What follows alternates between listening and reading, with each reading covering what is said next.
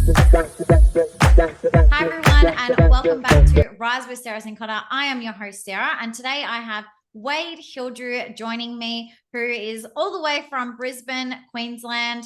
And Wade, you have been a trainer in the industry for many times, but for those that do not know you, Wade, who is Wade? Well, Wade is somebody very passionate about growth. So that's really where I have focused and what I'm fortunate enough to train and coach on at the moment. Starting off in the PM growth space 16 years old, now 34, so a long time ago. And fortunate enough now to work throughout many industries. So yeah, that's kind of my expertise. Awesome. And I just realized, Wade, we're actually the same age.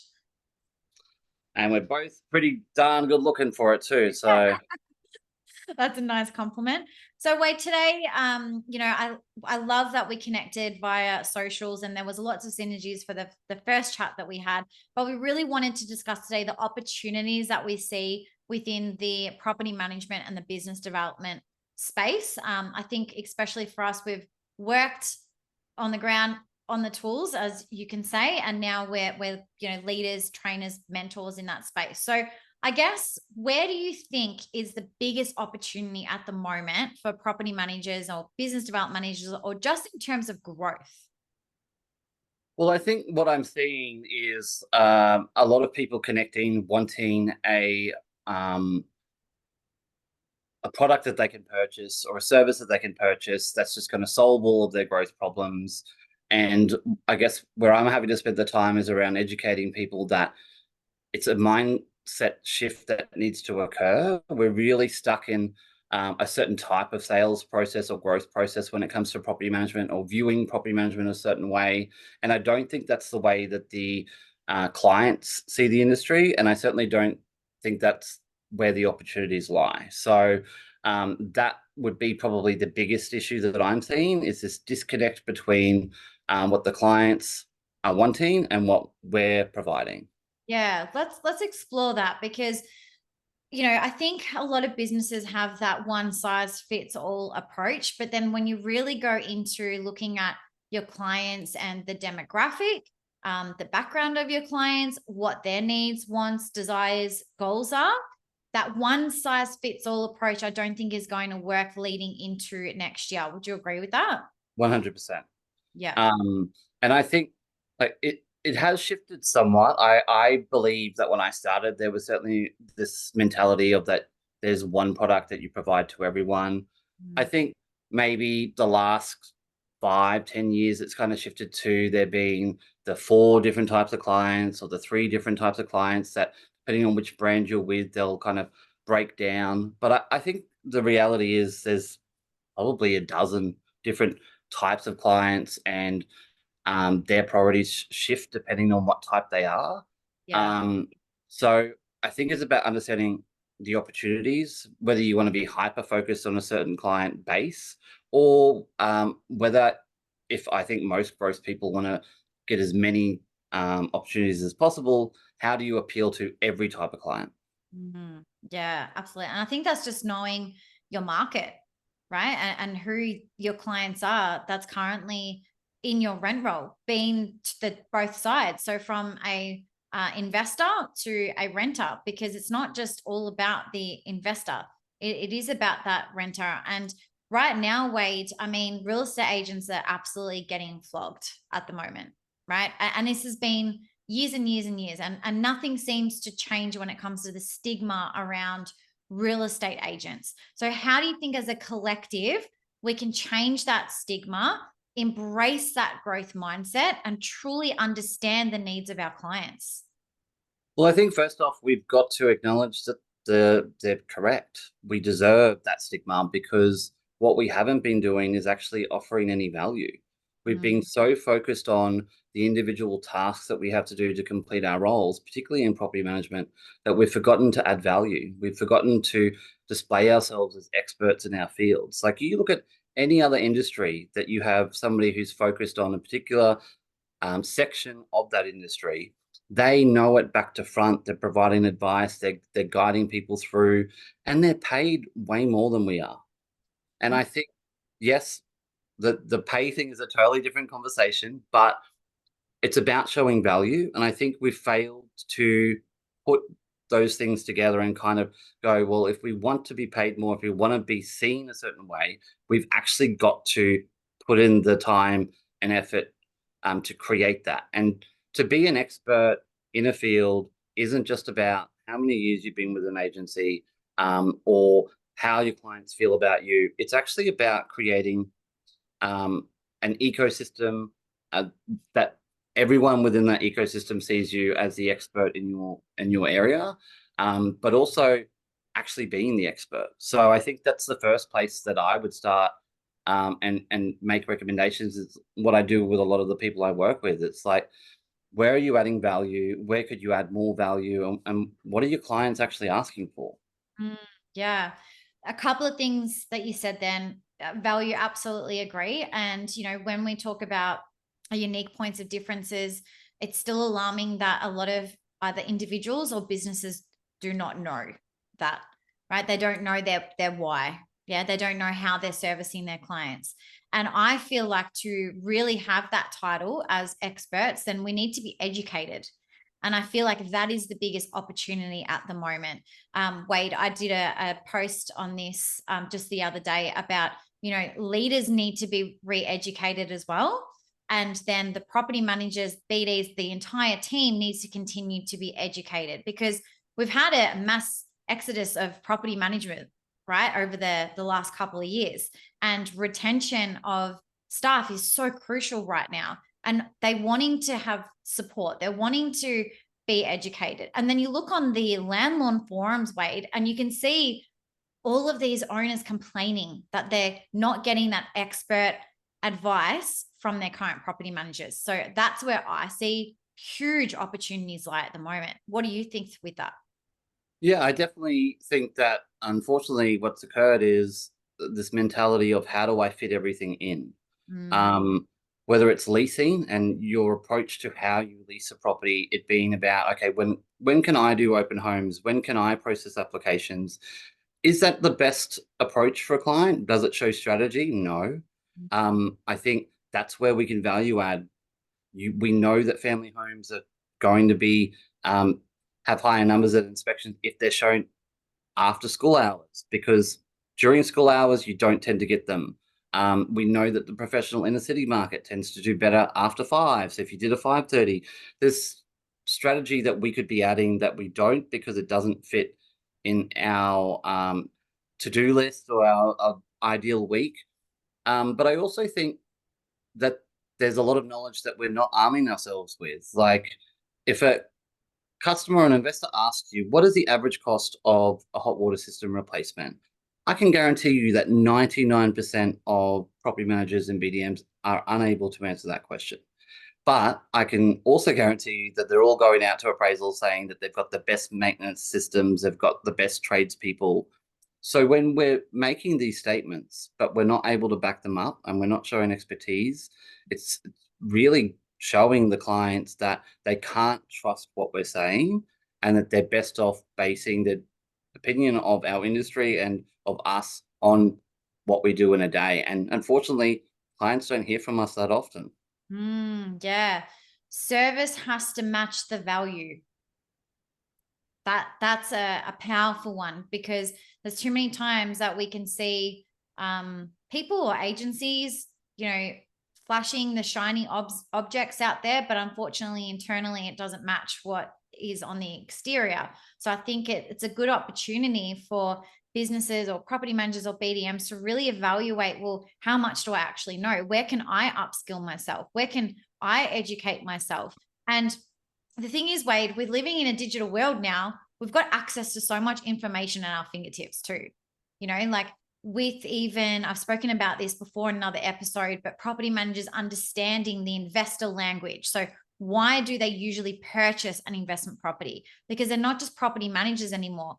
Investors are wanting advisors. They want to be able to go to their property manager for advice and have that expert opinion, have that value add, have that education to help them with their investment journey. And it's no reason why, there's no surprise that we've had some landlords selling their property because their property managers haven't taken that initiative and seeing that opportunity to actually sit down and have a chat with them.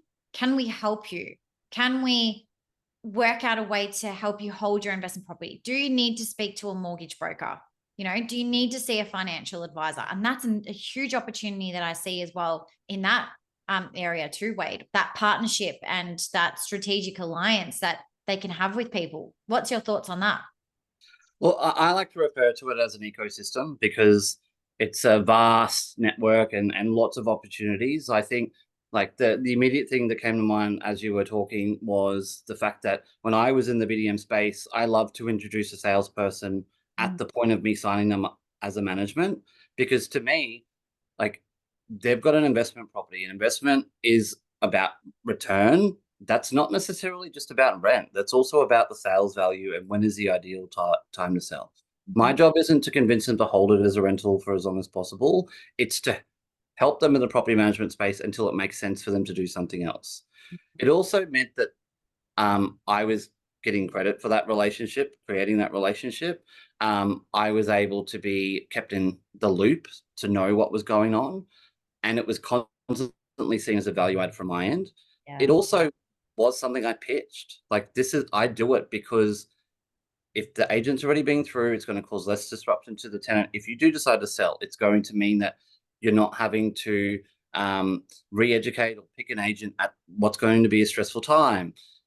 So giving little, I guess, tidbits to clients and connecting them with people early on actually creates that impression that you're an expert and that you have these relationships and value adds for them. So I think it is really important, but clients are only going to allow you to do it if they believe that you are there as their guide, as their mentor, or as, I guess, their advisor. I mean, really, we're in the investment space. Any other industry that you invest in and you work with somebody to build wealth through investment is seen as an advisor. And for some reason in our space, we just aren't getting through there. So that's, yeah, something I'm really passionate about. And I believe those relationships, salespeople, brokers, whatever it is, add so much value. Yeah, I love that. And this is where we had synergy, Wade, about the ecosystem, because I honestly do believe that, and not just from a business aspect, but from an individual, that there's different parts. And especially when it comes to the growth, there's different parts that you require that will be working in the background for you all the time. And that's a great thing about having an ecosystem. So when we're talking about relationships or strategic partnerships, if people watching do have a sales team, like getting them all on board. And then when it comes to your digital marketing or your email marketing, perhaps you're doing Facebook ads, Google ads, you're getting involved in your community, you're not just reliant on one thing to grow your business. You've got a whole power team, is what I call it. You've got a power team and your ecosystem working with you all the time. So I love that you mentioned that, Wade, that ecosystem. Absolutely brilliant. So let's talk about client needs. What do you really think? So we've touched on the advisory side. How can, as property managers and business development managers, really go above and beyond clients' expectations with understanding the client's needs? I think we should ask them. And I certainly know that there are a lot of businesses who are conducting surveys, whether they be NPS or something similar, trying to gauge how happy clients are. But I think it's also about bringing them on the journey, explaining to them, like, what is the driving force for the property management business? Is it growth? Tell them that. Let them know. And we would love you to be a part of that. We would love to know what you think we could do to attract more clients, or what do you think we could do to offer a better service? But then also dive deep into things that don't go well, to understand why. If a client is delaying giving instructions or is maybe not communicating in the most effective way, typically there's an underlying issue there. And that can be a really good a case study to kind of learn what has happened to make this client go from somebody who signed the agreement, who came on board, who was willing to entrust us with such a big investment on their end, to now somebody who seems unhappy with the business. I've been a part of a lot of studies, and I think that the big thing is also the wording of the questions. Mm. A lot of the times they're worded in a way that's providing the answer. And when you do that, you're never going to get a full picture. And I think it's important to just provide general questions like, what is your main concern when it comes to your property? Not, are you happy with the lease renewal process? Yeah. Um, and funnily enough, I believe that maintenance is very high up on the list, and it's an area that we haven't really seen much growth, improvement, or knowledge on pretty much since I started. To be honest with you, so that's probably where I would start. Yeah. I think definitely there's opportunities there to provide that better service. And what you said, Wade, is, just understand the clients, ask them those questions. So I know that business development managers, though, generally will do a good job at this because they have that experience of that first initial conversations, that in-person introduction to unpack this. But for property managers watching, what would be your advice to encourage them to also ask those questions to understand? Because there's a few bits in this way, because you've got the BDM who will typically hand over to the PM and they will talk about those things. But I think it's also necessary for the PM to have that conversation and ask those questions. So what's your advice with that? Well, I would hope that most BDMs are continuing to stay in contact with the clients that they're bringing on. I think that's paramount. But I also think that it's very evident that a lot of what the BDM does doesn't get provided to the PMs. There is no section in any of our PM CRM systems that allows you to kind of list the questions and put answers in there that's very clear and transparent to the PMs. So I think it's making sure that they're aware of what questions are being asked, what emails are being sent. As per our conversation, kind of follow up is something I'm a big fan of, where I would get them, like I would repeat the answers and the education points I've done, and I would include the PM in that email. I think that's very important. And then having the PM continue the same language and the same sort of questions. So I guess the real thing is they all have to be on the same page, focus on the same goal, and working as a team, and not be disconnected as you've got a BDM team and a PM team. It's really one client. So they're seeing you as one team. Yeah, absolutely. And I love that what you said before, Wade, about, introducing the sales team as well, if you do have a sales team, because they get that holistic view of, like what you just said. Well, it's not just the sales team or the PM team or the BDM team. It's, we are a team. And together, this is how we help you. This is how we add value. This is how we can assist you on your journey by the goals that they have, and touch points during the property management, right? Like, it's not just about property management. As if you've asked those questions, you've understood it, you've put it in your data or your CRM, which property managers generally don't have a CRM. They're just using the trust accounting software, right? But having a place where you're putting those notes, so when they're having a conversation with their clients, they've got those answers to refer back to at all times. And I think there's a huge opportunity for that, Wade. But I also know some property managers who are growing the rent rolls organically because they have the understanding of their clients' needs. And like it certainly is something that they should be very proud of, but I would also say that it's a lot easier to do. When you're only selling yourself, you've got full control of the service that the clients are going to be provided with. You're always going to have a lot more confidence and a lot more ability to kind of explain and pitch. I think it's still important to have the process and to think about the ecosystem, because at some point you'd hope that you would be bringing on more clients than you can manage.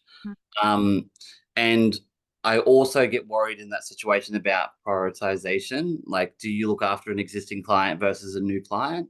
Yeah. But there's some people that I know that are doing it very well. And I think making sure that they have the system set up, they're flagging the clients correctly, because what a first-time investor is going to want from a property manager is going to be totally different than what a overseas investor who wants to set and forget want. The two different kind of relationships Yeah. So it's still as important to kind of have that tracking and have that process there. But the good thing is it can be templated as much as you can use a template. You can have everything structured, but it just might mean that you have 10 versions of the same process. Yeah, I love that. And let's talk about then tech. Because pros and cons with tech, but how can we utilize tech with keeping that human element in property management? Yeah, and this is a tricky one because I love tech, and I think it adds a lot of value and has allowed us to really kind of step up into 2023 versus the old school. I remember when I was door knocking to collect rent and writing manual receipts. But I'm also concerned that it's led to a lack of unique selling points. We all go into appraisals and go, we've got great trust account, we've got great inspection systems, we've got all of these things, which I mean, add value, but is the value as much to the client or is it to us as the agents? Because what I think a lot of that tech does is makes our job easier, but it has to be one standard level to work with every type of agency. So it's not crazy, cool, fascinating for the clients. It's just useful for us. So I guess think about the tech that you're implementing and how you may be able to use it in a way that does set you apart. So if you're using an inspection system, why not do a short little video that you can use and send that to the client separately? If you're using the inspection reports through the leasing process, maybe it's you are going to note things that aren't templated. Or don't have everything through the tech. Think of maybe some manual or old school or unique ways to deliver a service that isn't going to mean that it's as automated and process driven as all of your competitors. So Mhm. it's important to understand what they're using and what you're using. And if you're all using the same thing, you got to change it up, whether it's changing the product or changing the way you use the product. But I certainly I'm not advocating for no tech. I'm just advocating for a little bit more thought rather than this is going to save us time. Let's implement it, build it out. And if you're a PM or a business owner and you're bringing that tech in, involve the BDM because everything needs to be looked at from a sales perspective. How can they sell it? But also, how could you change something to make it more sellable? How's it going to have that USP? And if you're not out there facing the competitors, you're not always going to know how to do that. Yeah, absolutely. And I'm all for, utilization of tech. And I think what you said, Wade, was spot on, is that yes, it is making our lives easier, right? For tech.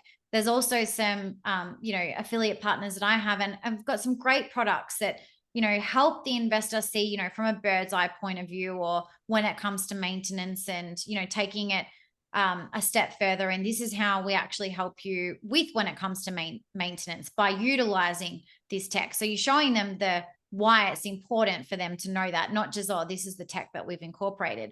I'm also seeing, though, Wade, more and more people being less on the phones, less conversations happening, more emails. So I'm like, okay, if we're embracing this tech and we've got the automation side, then why is the human element not there, though, in real estate?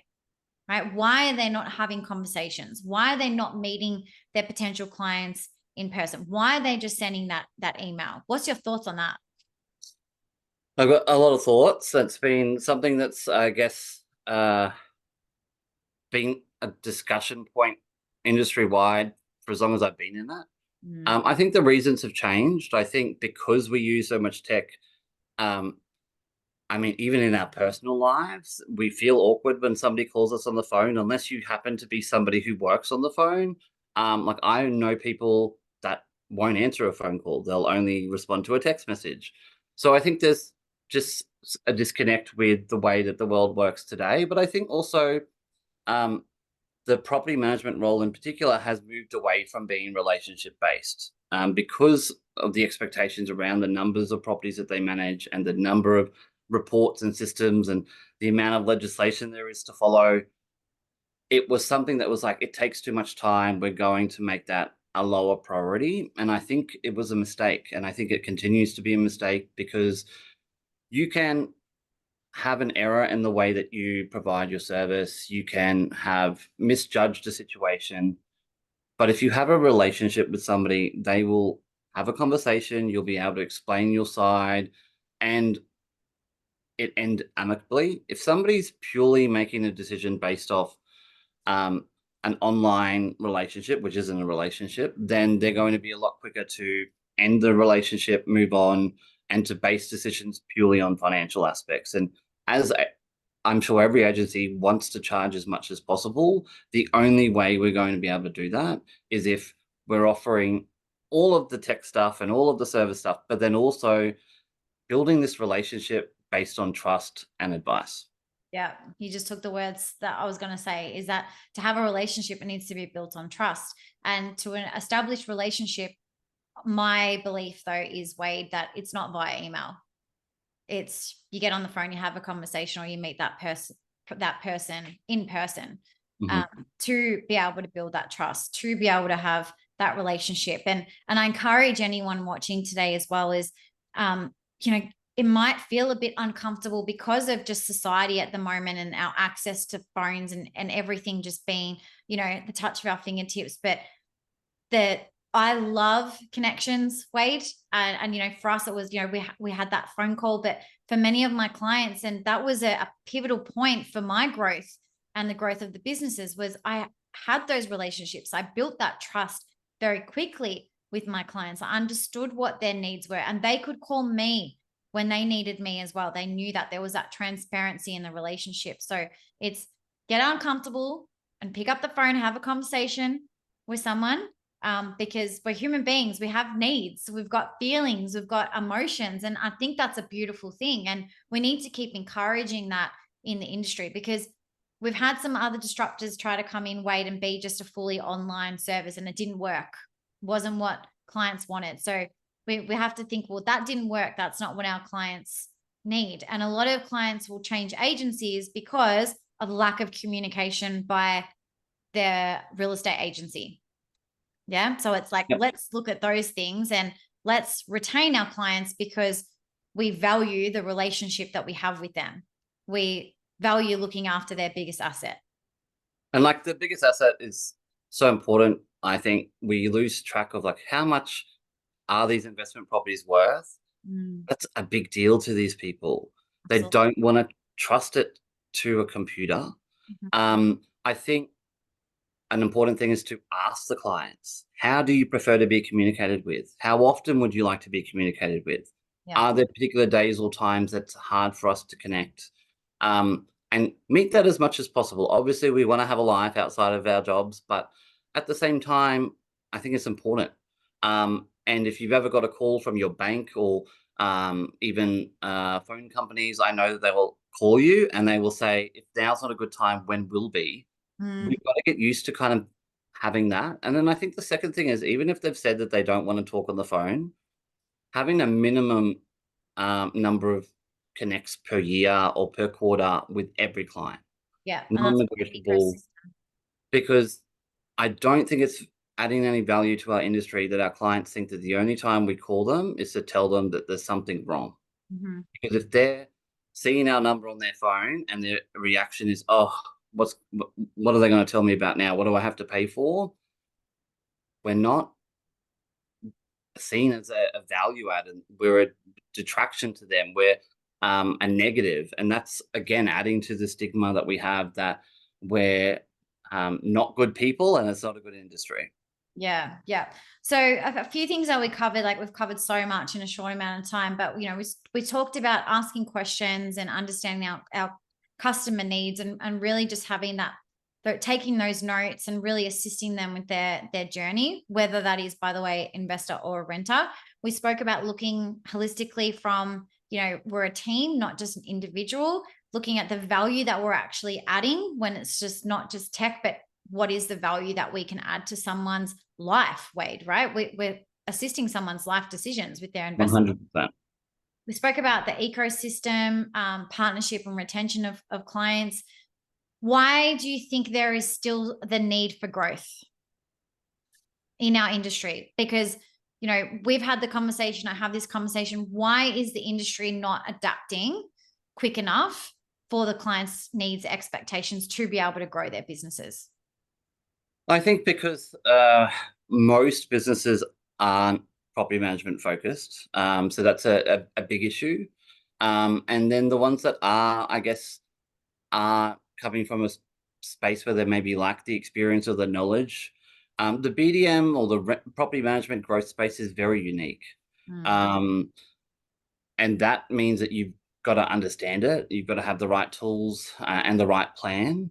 And unfortunately, unless you kind of spend the time that's needed, um, it's people tend to implement a more sales orientated approach, and it just doesn't translate. That's a very transactional approach. Yes, there's relationship building and there's all of that, but it's done in a very transactional way. Property management isn't transactional. We're talking about long-term relationships, long-term investments, and they also want experts in property management. Yes. So it's very tricky being a good BDM because I think you have to be a bit of everything. You've got to be a salesperson, a property manager, a wealth creator, a lawyer. We're providing all of this advice and guiding people through, but also trying to be approachable and make them feel comfortable with the process. So it's a very complicated um, industry or section, but I think if you get the approach right, you have a plan and you just focus on what the clients want, you can get it right. And the opportunities are endless. Like there's businesses smashing it at the moment. Yeah. While investors might not be out there buying up every second property, there's still plenty of investors here, and there always will be. It's the one proven investment in Australia that will always increase in value. So just get the approach right, understand what we're actually selling, and it's not a trust account system or lease renewals. It's really about how are we going to prevent risks to you, how are we going to increase the return, and how are we going to make sure that you're aware of how the entire process goes at all times. I love that, Wade. And I think we're going to end it there because that's just an absolute high that you ended on there. Wade, thank you for coming on. And just there's a wealth of, you know, tips in this episode and just the amount of value that you have added. And I'm sure it's going to give people a lot to think about and embracing that growth mindset for them individually and from a business perspective. And Wade, I will pop your details below so people can reach out and contact you. And I just want to also say thank you, Wade, for everything that you do in the industry.